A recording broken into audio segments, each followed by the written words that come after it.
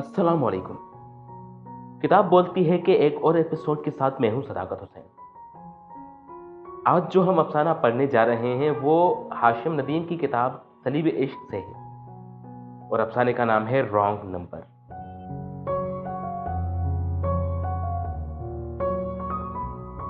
लड़के की मोबाइल पर एक अनजाना नंबर जगमगाया। हेलो। दूसरी जानिब कोई लड़की थी। आप कौन?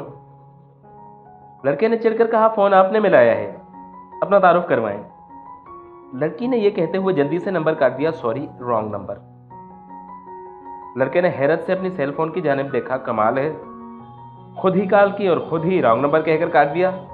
हैरत है। उसने कुछ देर ये सोचा और फिर यही बात उसने उस नस्वानी आवाज वाले नंबर पर मुख्तसरन पैगाम की सूरत में लिख कर भेज दी। कुछ देर तक जवाब नहीं आया तो वो भूल भाल कर अपनी मसरूफियात में खो गया। रात को सोने से कबल उसने फोन बंद करने से पहले यूं ही एक सरसरी नजर डाली तो स्क्रीन पर एक पैगाम का निशान वाज़ेह था। उसने पैगाम खोला तो लिखा था, माफ कीजिएगा, मैं अपनी सहेली का नंबर मिला रही थी, जाने आपके नंबर से कैसे मिल गया, बहरहाल एक बार फिर माजरत। लड़के ने फराख दिली से जवाबी पैगाम लिख दिया, जाए माफ किया। दूसरी जानिब खामोशी छाई रही। लड़के ने फोन बंद कर दिया और सो गया। सुबह उठकर हंसबे आदत तो उसने रात के पैगामात पढ़ने के लिए सेल ऑन किया। रात गए किसी वक्त लड़की ने जवाब दिया था, आपकी माफी की जरूरत नहीं है, ज्यादा फ्री होने की कोई जरूरत नहीं है। लड़के के होंठों पर धीमी सी मुस्कुराहट आ गई और उसने पैगाम लिख दिया, कितना फ्री हुआ जा सकता है। जवाब भेजकर वो यूनिवर्सिटी के लिए तैयारी में मसरूफ हो गया और शाम तक दूसरी जानिब से खामोशी छाई रही। शाम को लड़की ने जवाब दिया। शाम को लड़के ने जवाब ना पाकर एक और वार किया। खामोशी नीम रजामंदी है। दूसरी जानिब से जला कटा पैगाम आया, अपनी हद में रहें। लड़के ने फिर शरारत की, मेरी हद बता दे। लड़की ने डांटा, मैंने हद बता दी तो तुम अपनी हदें भूल जाओगे। लड़का मुस्तकिल मिजाज था, चलो आपसे आप तुम पर तो आई। वैसे ये अच्छा तरीका है मुझ जैसे हैंडसम लड़के से राब्ता बढ़ाने का। पहले खुद ही किसी तरह से मेरा नंबर मालूम किया, एक गुमनाम फोन किया और अब फिर ये सहेली का बहाना। जरा मुझे भी तो पता चले, उस सहेली का नंबर भेजें, मैं भी तो देखूं कौन सा नंबर है जो मेरे नंबर के इतना करीब है कि आप गलती से मेरा नंबर मिला बैठें। दूसरी जानिब से करारा जवाब आया, ये मुंह और मसूर की दाल। मेरी सहेली आवारागर्द लफंगों से बात नहीं करती। ओह, तो गोया मेरे किरदार के बारे में भी काफी मालूमात इकट्ठी कर रखी है। शायद तुम जलती हो कि कहीं तुम्हारी सहेली से मेरी दोस्ती ना हो जाए, या फिर ऐसी कोई सहेली है ही नहीं। लड़की जज हो गई, आखिर तुम चाहते क्या हो? लड़के ने लुत्फ लेते हुए पैगाम लिखा, कुछ नहीं, बस इतना कि गलत कॉल करने का जुर्माना भरा जाए। जवाब आया, जुर्माना बताओ। हर सुबह मुझे सुबह बखैर कहना होगा और हर रात को शब बखैर। ये सिलसिला ठीक 7 दिन तक चलेगा। दूसरी जानिब से एहतजाज बुलंद हुआ, नहीं, सिर्फ 3 दिन। लड़का मान गया, ओके। फिर उस रात लड़की ने पैगाम लिखा, शब बखैर। लड़का मुस्कुराकर सो गया। सुबह पैगाम मिला, पहली सुबह बखैर, और फिर ये नोक जोक 3 दिन तक चलती रही। तीसरी रात लड़की का आखिरी पैगाम आया, आज 3 दिन पूरे हो गए हैं, मैंने तुम्हारी सजा की तामील कर दी, उम्मीद है कि अब मुझे तुम तंग नहीं करोगे। लड़के ने मुस्कुराकर जवाबी पैगाम लिखा, ठीक है, उम्मीद है तुम भी आइंदा देखभाल कर किसी का नंबर मिलाओगी। वैसे तुम्हारा नाम क्या है? कुछ वक्फे के बाद लड़की का जवाब आया, क्या ये बताना जरूरी है? लड़के ने लिखा, नहीं, बस एक तजस्सुस था, बहरहाल अपना ख्याल रखो, अल्लाह हाफिज। लड़की का जवाब आया, शब बखैर, अल्लाह हाफिज।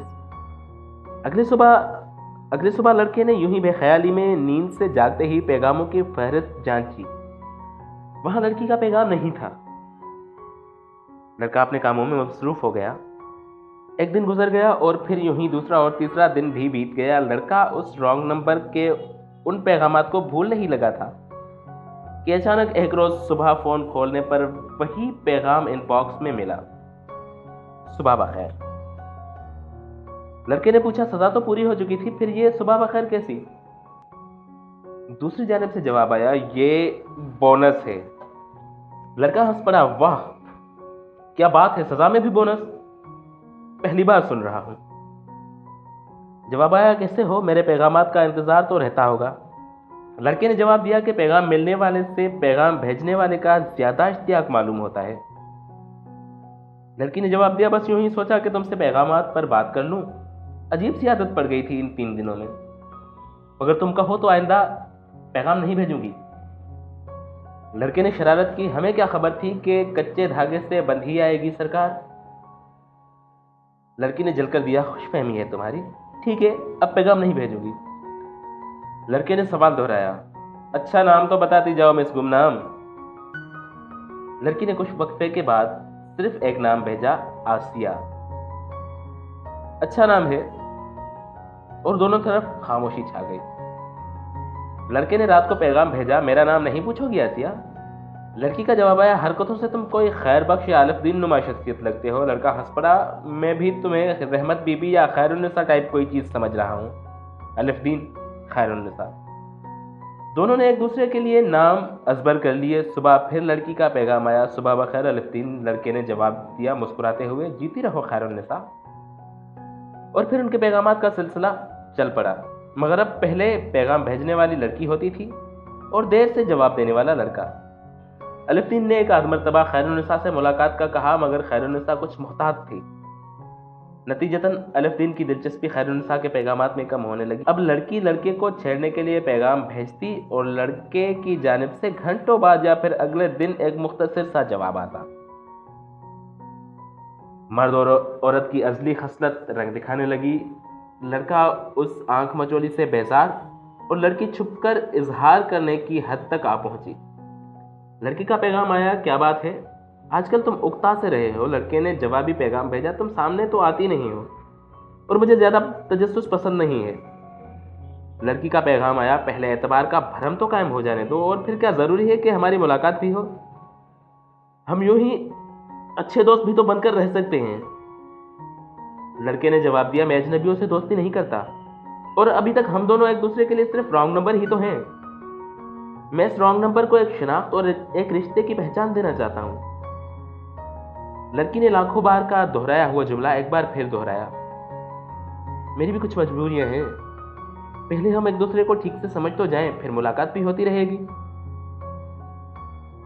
लड़के ने बेजार होकर लिखा, कौन जीता है तेरी जुल्फ के सर होने तक। अगले रोज लड़की ने एक मुख्तसर पैगाम भेजा, क्या हम सिर्फ अच्छे दोस्त बनकर नहीं रह सकते? लड़के ने और मुख्तसर जवाब दिया, नहीं। 2-3 दिन के लिए दोनों तरफ खामोशी छा गई। उन्हीं दिनों लड़के की किसी और लड़की से मुलाकात हुई और फोन नंबर के तबादले से दोनों के दरमियान पैगामात का सिलसिला शुरू हो गया। लड़के का पहला पैगाम था, इस पहली मुलाकात की शनाख्त और दोस्ती के रिश्ते के लिए हमारी अगली मुलाकात जरूरी है। लड़की ने मुख्तसर मुस्कुराते हुए जवाब दिया, मैं सोचूंगी। उसी अधेड़पने में 3 दिन गुजर गए। नई लड़की और लड़के के पैगामात का सिलसिला दराज होता चला गया। आखिर लड़की ने मिलने की हामी भली, ठीक है लेकिन मैं अपनी सहेली को साथ ले आऊंगी और हम सिर्फ 15-20 मिनट बैठकर बातें करेंगे और फिर मैं चली जाऊंगी। लड़के ने खुश होकर जवाबी पैगाम दिया, मुझे मंजूर है और जगह और वक्त भी तुम ही तयन कर लो। लड़का बेताबी से नई लड़की के जवाब का इंतजार करने लगा कि उसकी फोन पर अचानक एक नए पैगाम का निशान जगमगाया। लड़के ने बेताबी से पैगाम खोला, लेकिन वो पैगाम नई लड़की नहीं बल्कि पुरानी लड़की खैरुन्निसा का था। हेलो, कैसे हो? लड़के ने बेदिली से पैगाम मिटा दिया और कुछ देर बाद दोबारा उसी आसिया और खैरुन्निसा का पैगाम आया। क्या बात है, अभी तक नाराज हो? लड़के ने कुछ देर सोचा और बिलाखिर एक पैगाम लिख भेजा। पुरानी लड़की आसिया ने बेताबी से पैगाम खोला। वहां सिर्फ 2 नंबर जगमगा रहे थे। Sorry, wrong number. उम्मीद करता हूं आज का यह अफसाना हाशिम नदीम की किताब सलीब-ए इश्क से आपको बहुत अच्छा लगा होगा और अगले हफ्ते किसी और किताब, किसी और राइटर और किसी और अफसाने के साथ मिलेंगे। तब तक दीजिए इजाजत। अल्लाह हाफ़िज़।